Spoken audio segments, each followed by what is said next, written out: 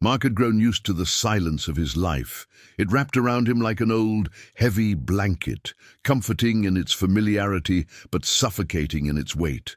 At 74, he spent his days in the creaky old house he had called home for over 3 decades, with no visitors and little more than the occasional birdsong to break the stillness. On a cloudy afternoon, with rain threatening to fall, Mark decided to tackle a task he had been putting off for years: cleaning the attic. The space was crammed with relics of a life that felt distant, from old furniture to boxes sealed with brittle tape. Climbing the wooden ladder, he entered the attic, coughing as a cloud of dust enveloped him. He worked methodically, sorting items into piles, things to keep, things to discard. It was halfway through the chore that he stumbled upon an object he hadn't seen in decades, a small wooden chest. It was unassuming, its surface worn and scratched, but the sight of it made him pause. He hesitated before pulling it closer, his hands trembling as he unlatched the lid. Inside were stacks of envelopes tied neatly with a faded ribbon. They smelled faintly of paper and time, and as he untied the bundle, he recognized the handwriting on the first envelope: Emily's, his daughter. Mark's chest tightened as he unfolded the first letter, dated nearly 30 years ago. The words jumped off the page, raw and vulnerable. "Dear Dad, I don't understand why you left, but I miss you. I wish you'd come back. Mom says I shouldn't wait for you, but I can't help it. Please write to me. Love, Emily." The letter blurred in his vision as tears filled his eyes. He wiped them away hastily, forcing himself to read on. Each letter chronicled a different stage of Emily's life, from childhood to adulthood. She had written about her school achievements, her struggles, and later her own heartbreaks. The tone of the letters shifted over time, from hopeful to hurt, then finally resigned. "Dear Dad, this will be my last letter. I don't think you'll ever read these, and maybe that's for the best, but if you do, just know I tried. I really did. Goodbye, Emily." Mark dropped the letter as if it had burned him. The weight of her words was unbearable, filling the room with echoes of regret. He realized then just how much he had missed, not just the milestones, but the small, everyday moments of his daughter's life. The chest had held Emily's attempts to reach him, efforts he had ignored in his stubbornness and shame. He had walked away from his family decades ago, convinced they were better off without him. Now, holding the evidence of her longing, Mark felt an ache he could no longer ignore. He sat in the attic for hours, rereading the letters, the rain now pattering softly against the roof. By the time he climbed down, the chest in hand, a decision had begun to form in his mind. It wasn't too late, or was it? Mark's hands trembled as he placed the chest on the kitchen table. The question gnawed at him: would Emily even want to see him? He glanced at the final letter again, its farewell resonating in his mind, but a flicker of resolve began to grow within him. The years had already taken so much, and now, with his failing memory and health, time was no longer on his side. As night fell, Mark sat by the window, the chest of letters beside him. His eyes wandered to the photograph on the mantelpiece, one of the few he had kept of Emily as a little girl, her grin wide and innocent. "I need to make this right," he whispered to the empty room. The letters stayed on Mark's kitchen table for 3 days. Each morning, he'd sit with his cup of black coffee, staring at the bundle as if the words might somehow rearrange themselves, giving him a clearer answer. The question haunted him. Could he truly face Emily after so many years? He had abandoned her when she was just 8 years old, leaving behind nothing but a note filled with excuses. At the time, he had believed it was for the best. His marriage was crumbling under the weight of his temper and his failures, and Mark had convinced himself that stepping away would free his family from the burden of his presence. But now, in the quiet stillness of his empty home, he saw it for what it was: cowardice. The guilt gnawed at him, but it wasn't guilt alone that made him hesitate. He was terrified, terrified of rejection, of facing the raw truth of what his absence had done to her. That evening, Mark stood in front of the bathroom mirror, shaving the scraggly beard that had grown unchecked for weeks. As the razor scraped away the stubble, he caught his own gaze in the mirror. His eyes, once sharp and full of life, now seemed dulled by the passage of time. "You're a mess," he muttered, rinsing the razor. But as he continued, something shifted in his reflection.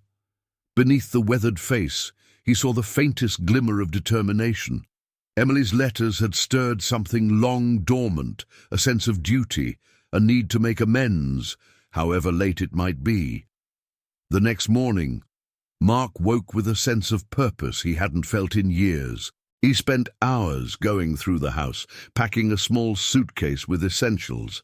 As he folded his clothes, his mind raced with the possibilities. What would he say to her? What if she refused to see him? But it wasn't just his guilt that spurred him on. There was also an urgency, an unwelcome reminder from his doctor during his last visit. The early stages of Alzheimer's, the doctor had said. It wasn't advanced yet, but the signs were there: forgotten appointments, misplaced items, names slipping from his memory. Mark clenched his jaw at the thought. He wouldn't allow the disease to take everything from him. He had to see Emily, to try and rebuild whatever was left before the memories faded completely. As he zipped up his suitcase, he glanced at the chest of letters sitting by the door.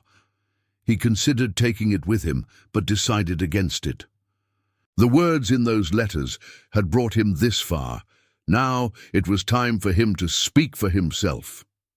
The bus ride to the city was long and uneventful, giving Mark too much time to think. The scenery blurred past him, but his thoughts were sharp and relentless. He imagined Emily's face, though it had been so long that he could barely picture her as an adult. Would she even recognize him? Mark clutched the armrest as the bus jolted over a pothole. His mind wandered to the last letter in the chest, the one where she had said goodbye. Her words were seared into his memory. "I tried, Dad. I really did." The memory of that letter made his stomach churn.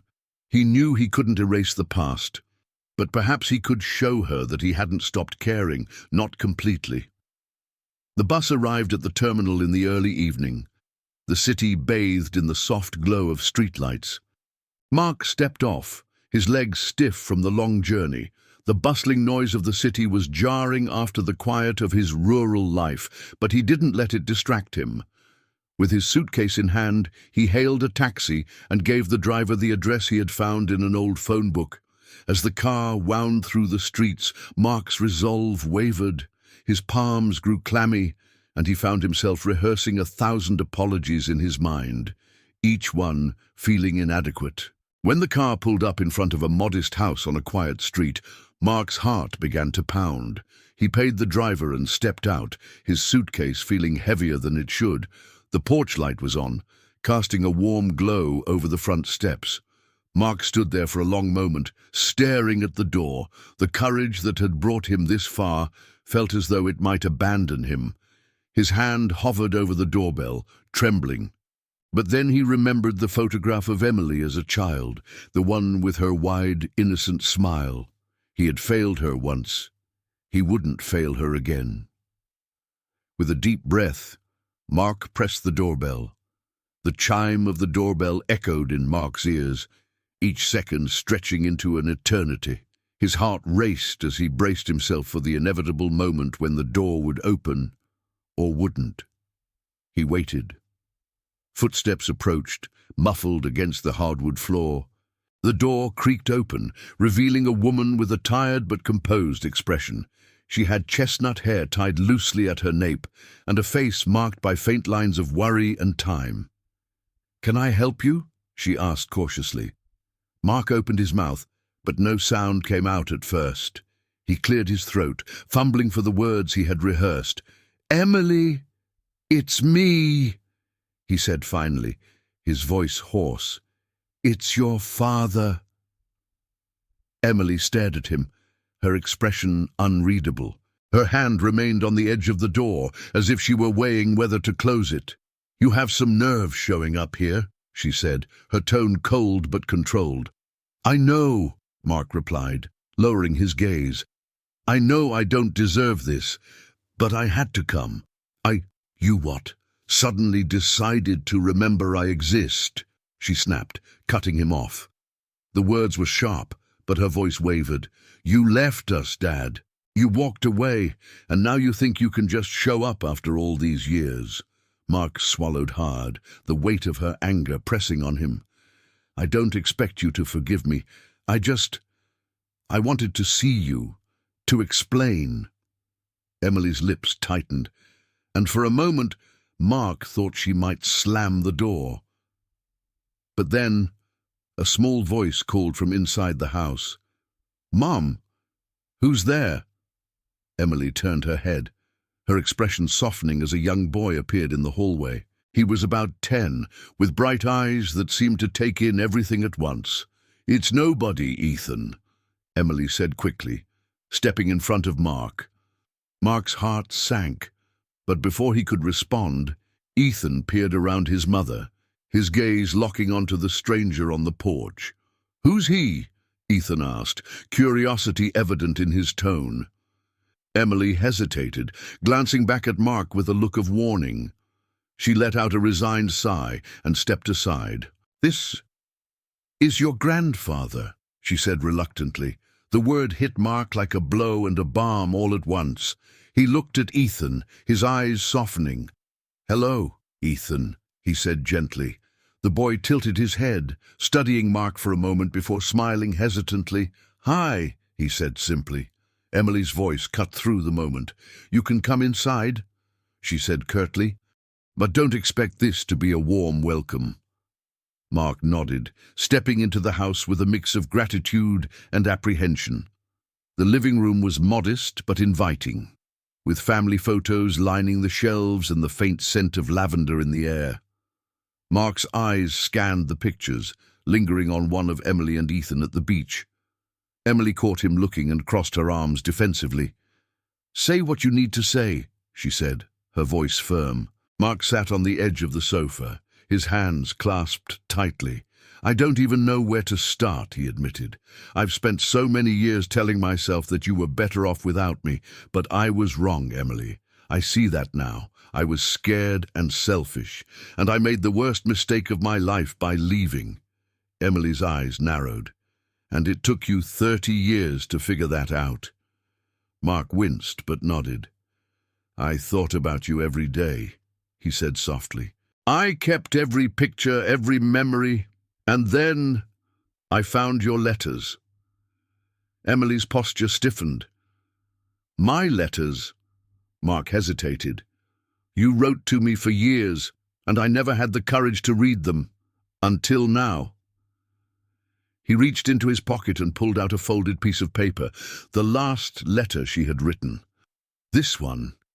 It broke me." Emily glanced at the letter but didn't take it. Instead, she looked away, her jaw tightening. "You think one letter can undo all the damage?" "No," Mark said quickly. "I don't think anything can, but I wanted to try, before it's too late." His voice faltered, and for a moment, the room was silent except for the faint hum of the refrigerator. Then Ethan broke the tension. "Why did you leave?" the boy asked, his eyes wide and unfiltered by adult restraint. Mark looked at him, his throat tightening. "I thought I was protecting them," he said quietly, "but I see now that I was just running away from my own failures." Ethan seemed to consider this, his expression thoughtful. "Are you going to stay now?" Before Mark could respond, Emily spoke up. "That's enough questions, Ethan. Go upstairs and do your homework." The boy hesitated, looking back at Mark before nodding and disappearing up the stairs. Emily turned back to Mark, her expression unreadable. "I don't know what you're expecting, Dad," she said. "You can't just show up and pretend we're going to be some big, happy family." "I'm not expecting that," Mark said. "I just want a chance to know you again, to know Ethan, to make up for lost time, even if it's just a little." Emily stared at him for a long moment, her emotions flickering across her face. Finally, she sighed and rubbed her temples. "I need time to think," she said. "You can stay at the motel down the road for now, but don't push your luck." Mark nodded, relief washing over him. It wasn't much, but it was more than he had hoped for. "Thank you," he said quietly. As he left the house, the porch light illuminating his path, Mark felt the faintest spark of hope. The journey was far from over, but at least it had begun. The motel down the road was the kind of place where the hum of a neon sign served as a lullaby, its flickering red glow seeping through the blinds. Mark sat on the edge of the bed, staring at his reflection in the cracked mirror above the dresser. The events of the evening replayed in his mind: Emily's sharp words, the guarded look in her eyes, and the curious face of Ethan peeking around the doorframe. He sighed heavily and reached into his pocket, unfolding the letter he had shown Emily. He read it again, as if searching for something he'd missed, though he had memorized every word. Her pain was evident, and so was her love, both of which he had ignored for far too long. "I have to show her I've changed," he whispered to himself, though doubt gnawed at him. The next morning, Mark found himself wandering through the streets of the neighborhood. The crisp autumn air carried the faint scent of fallen leaves and distant chimney smoke. It was a stark contrast to the isolation of his rural home, yet the city felt familiar in a way that stirred something deep within him. He passed by a small park and stopped at a bench, watching children play while their parents chatted nearby. It reminded him of afternoons when he used to take Emily to the park, her laughter filling the air as she chased after a red kite. The memory brought a pang of regret, but it also reignited his resolve. With a deep breath, he stood and headed toward a place he hadn't seen in decades: Emily's old elementary school. The building was smaller than he remembered, its brick facade faded and ivy creeping along its edges. Mark lingered by the fence, his hands gripping the cold metal as he watched children running across the playground. "I used to pick her up from here," he murmured, his voice barely audible. "When I still mattered." As the day wore on, Mark continued retracing the steps of his old life. His journey brought him to a familiar street, and his pulse quickened when he spotted the corner store where he and Emily used to stop for ice cream. The shopkeeper, an elderly man with a kind smile, greeted him as he entered. "Something I can help you with?" the man asked, eyeing Mark curiously. Mark hesitated before replying. "I used to come here with my daughter. A long time ago." The shopkeeper's smile widened. "Ah, I've seen a lot of folks come and go over the years. You're lucky to have those memories." Mark nodded but said nothing more. As he left the store with a small carton of vanilla ice cream, he felt an ache in his chest. He had so many memories of Emily, yet he had taken none of them with him when he left. Later that afternoon, Mark stood outside Emily's house again. He hadn't planned on returning so soon, but something pulled him back. He hesitated before knocking, rehearsing what he might say. This time, it was Ethan who answered. The boy looked up at Mark with wide eyes and a curious smile.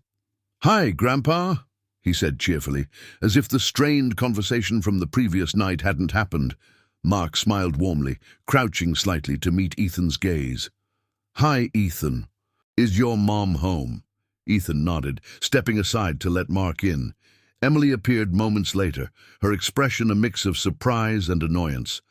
"I thought I told you to give me time," she said, crossing her arms. "I'm sorry," Mark said, his voice earnest. "I don't mean to push. I wanted to see if there's anything I can do to help, to be here." Emily studied him for a moment, then sighed. "Ethan, go finish your homework," she said, her tone softening when she addressed her son. Ethan glanced between them before scampering off, leaving the room awkwardly quiet. "I went by some old places today," Mark said after a moment. Her school, the park, even the ice cream shop. It reminded me of when we used to go there. Emily's eyes flickered with recognition, but she didn't respond.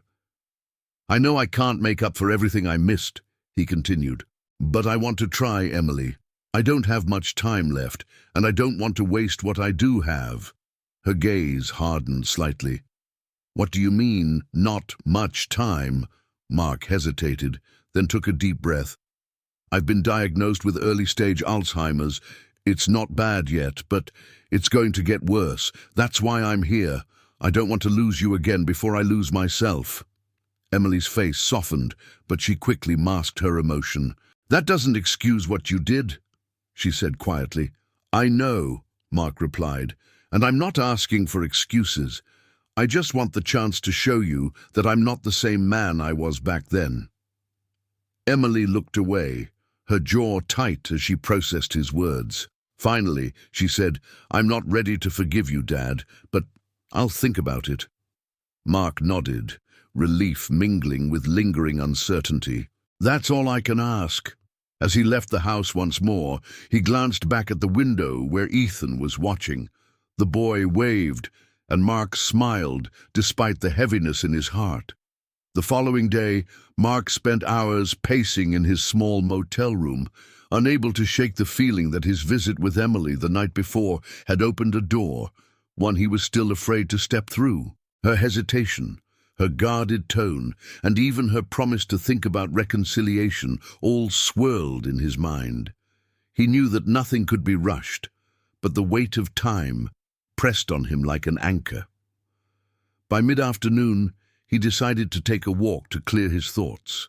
The city streets were busier than he remembered, the constant flow of cars and chatter making his head spin. He wandered aimlessly until he found himself outside a music shop, the kind that had been a rare treasure in his youth. The sight stirred an old memory. Emily, barely 10, sitting at their out-of-tune piano, her fingers plunking out notes with joyful determination. Music had been her passion, a passion he'd let slip away from his life when he left hers. By the time Mark returned to Emily's house, the sky was painted in hues of orange and pink. He stood on the sidewalk for a moment, his nerves catching up with him. But before he could second-guess his decision, the front door opened, and Ethan stepped onto the porch with a soccer ball tucked under his arm. "Grandpa!" the boy called out, his grin wide. Mark smiled, walking up the path. "Hi, Ethan. Practicing for the big leagues?" Ethan laughed. "Not yet, but someday." The boy's enthusiasm was infectious, and Mark felt a flicker of warmth that he hadn't experienced in years. "Mom's inside," Ethan said, motioning toward the door. "She's been cleaning all day. I think she's mad at something." Mark chuckled softly, though his heart tightened at the thought. "Well, I'll see if I can help. Go on, keep practicing." Ethan nodded, dashing off to the yard, and Mark stepped inside the house. Emily was in the living room, sorting through a box of old papers. Her hair was tied back, and her face carried a look of quiet frustration. She glanced up as Mark entered, her expression wary but less hostile than before. "Hi," he said tentatively. "Hi," she replied, her tone neutral.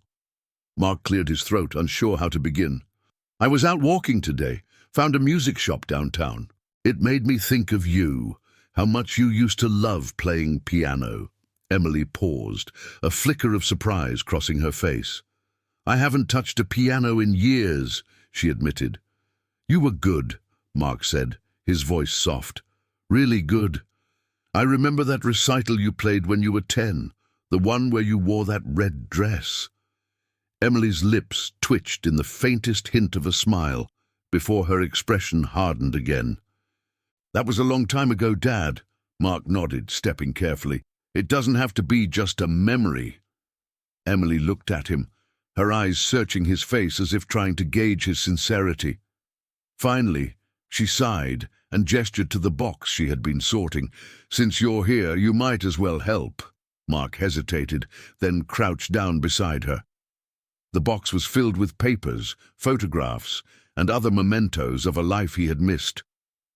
He picked up a faded picture of a young Emily holding a trophy, her face beaming with pride. "What's this?" he asked, showing her the photo. Emily glanced at it briefly.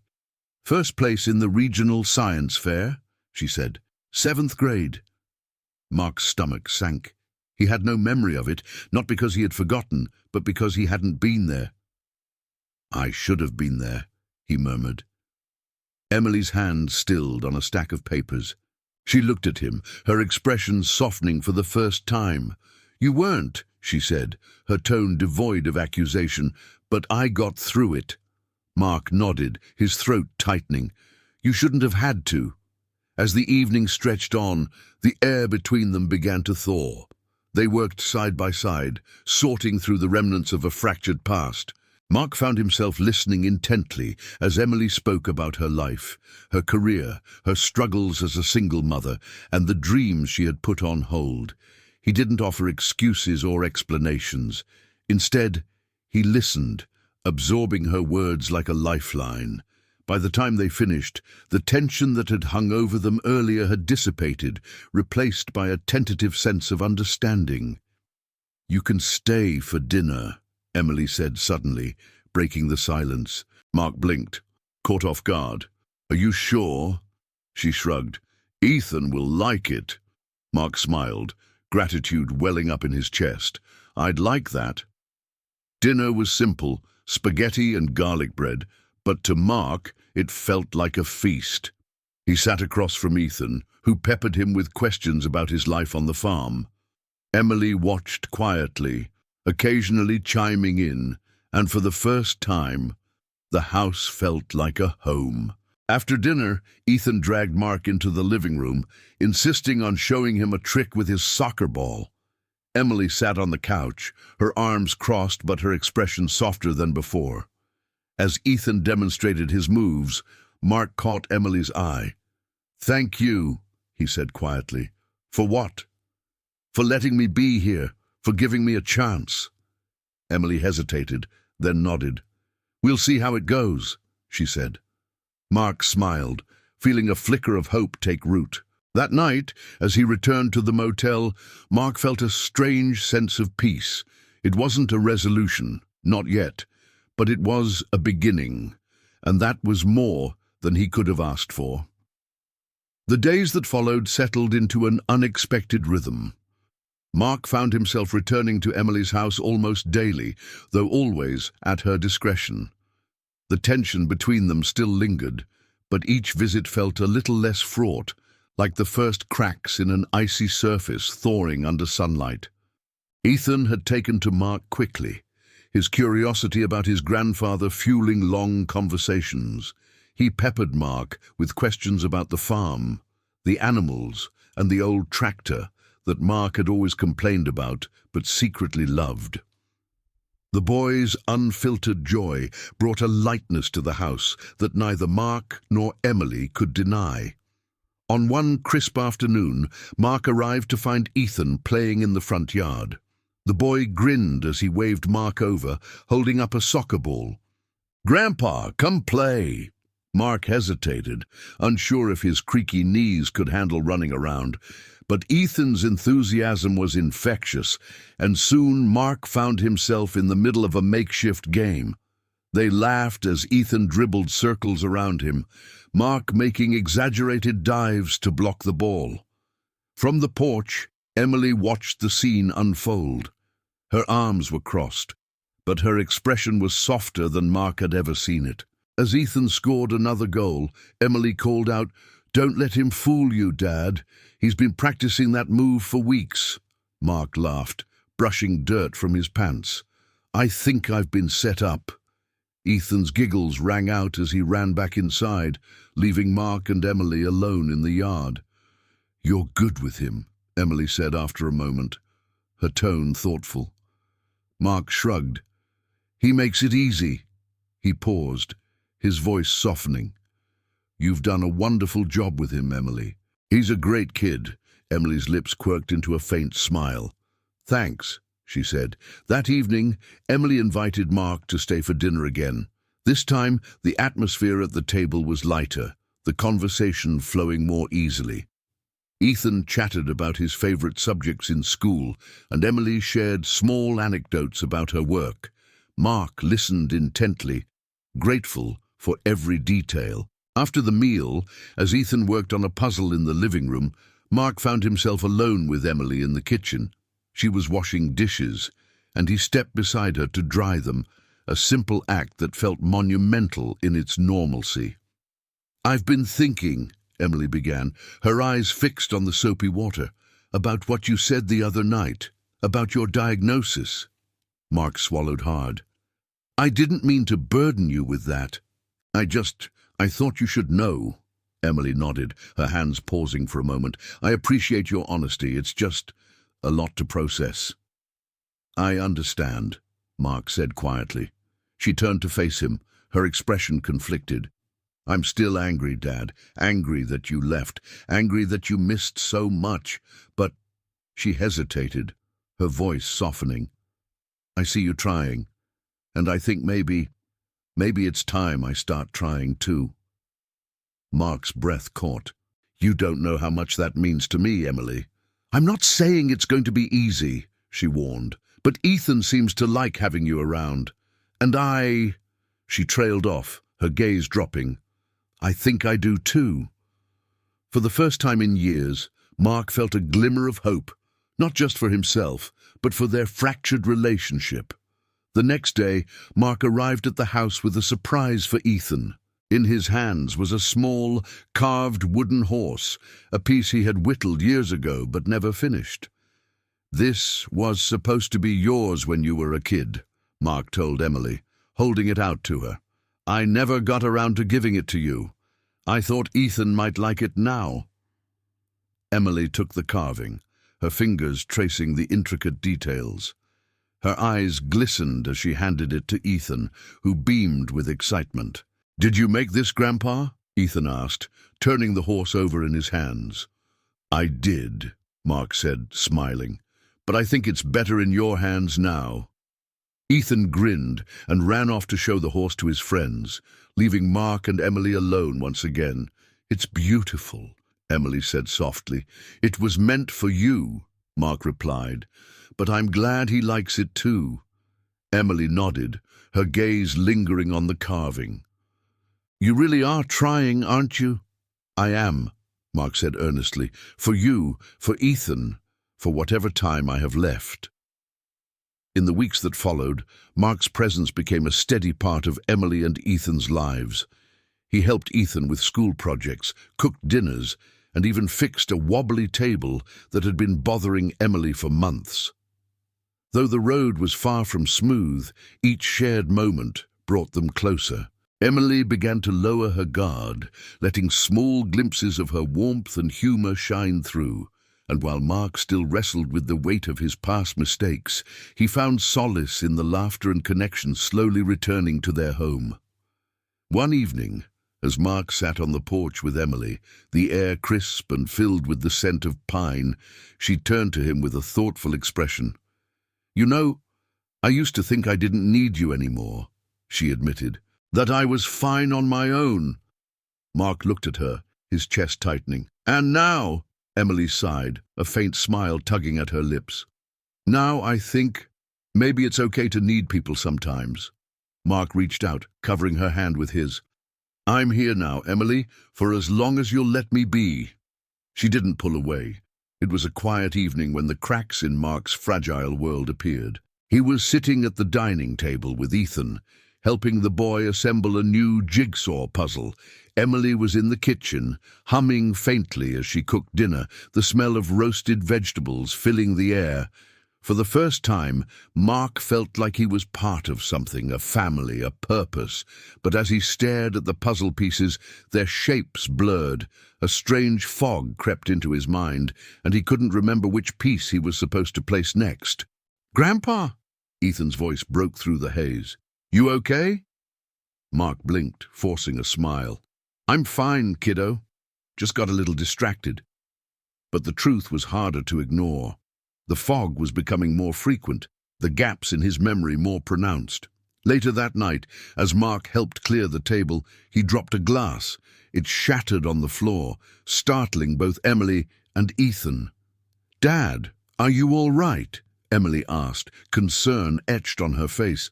"I'm fine," Mark said quickly, bending to pick up the shards, but his hands trembled, betraying his words.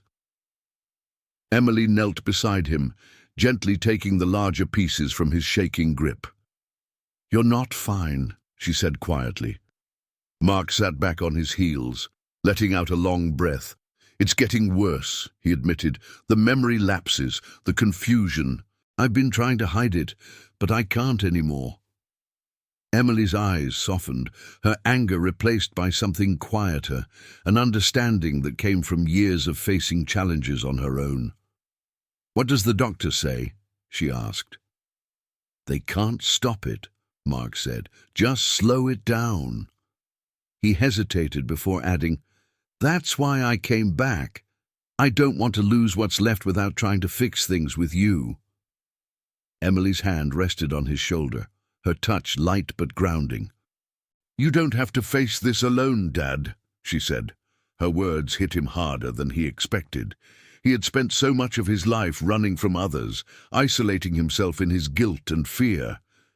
But now, here was Emily, offering him something he had forfeited long ago: forgiveness, or at least the start of it. The next morning, Mark woke early to the sound of rain tapping against the window.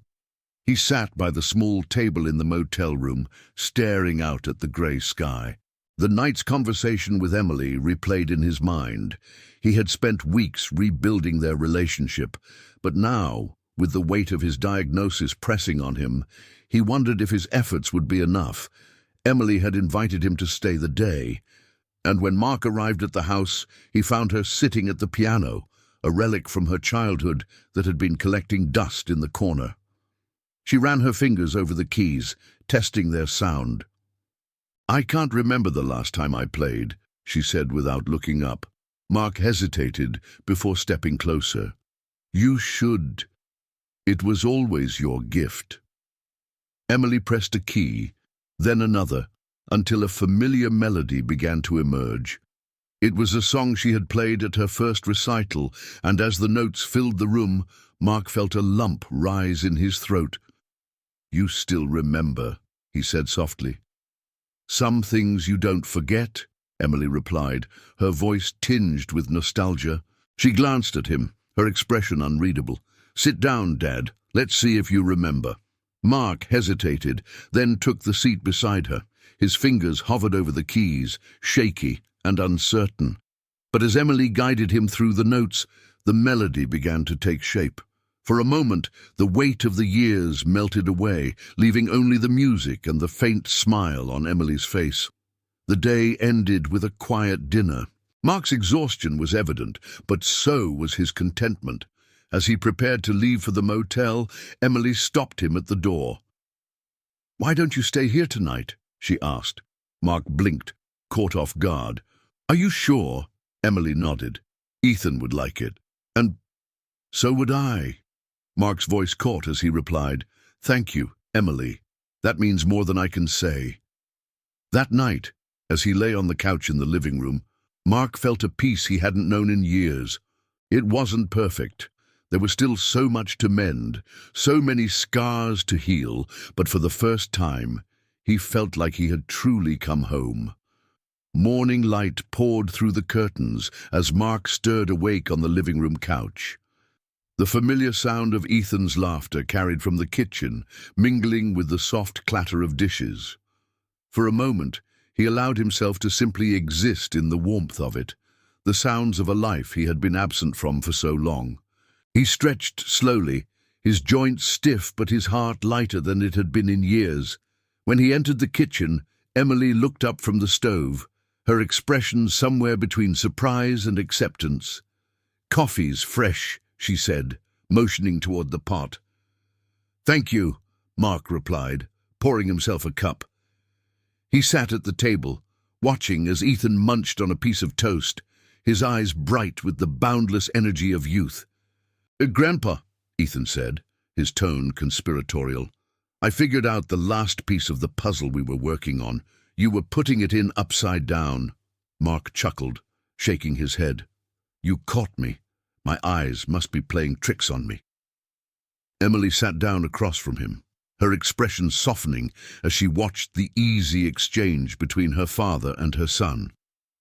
"We were thinking of going to the park later," she said.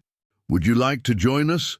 Mark smiled, the invitation feeling like an unspoken olive branch. "I'd love to." At the park, the autumn leaves crunched beneath their feet as they walked along a winding path.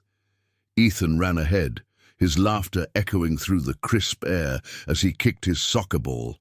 Mark watched him, his chest swelling with pride and regret in equal measure. Emily fell into step beside him, her hands tucked into her coat pockets. They walked in silence for a while, the weight of unspoken words hanging between them. Finally, Emily broke the quiet. "I've been thinking about what you said the other night," she began, her voice steady but tentative, "about wanting to make up for lost time." Mark nodded, his throat tightening. "And I think you've already started," she said, glancing at him. "I wasn't sure if I could let you back into my life, but I see how much you care about Ethan and me. I think I'm ready to try." Mark's steps faltered, and he turned to her, his eyes shimmering. "Emily, She held up a hand, stopping him. "Don't make a big deal out of it," she said, though her smile betrayed her own emotion. Mark chuckled softly, nodding. "Understood." That evening, back at the house, Emily brought out a box of old photo albums. She and Mark sat together on the couch, flipping through pages filled with faded images of birthdays, school plays, and family gatherings. "Do you remember this one?" Emily asked, pointing to a picture of her younger self clutching a small trophy. Mark nodded. "Your science fair. I wasn't there, but I remember your mother sending me a picture. I kept it in my wallet for years." Emily looked at him, surprise flickering across her face. "You did? I miss so much," Mark said quietly, his voice thick with emotion. "But I never stopped thinking about you, Emily, not for a single day." Emily didn't respond immediately. Instead, she reached for Ethan, who had curled up beside them, half asleep. "I think it's time for bed," she said softly, scooping him up and carrying him to his room. When she returned, she stood in the doorway, watching Mark as he thumbed through the album, his expression a mixture of joy and sorrow. "Dad," she said, drawing his attention, "I'm glad you came back." Mark met her gaze, his voice trembling. "So am I." And for the first time in years, Mark felt like he belonged.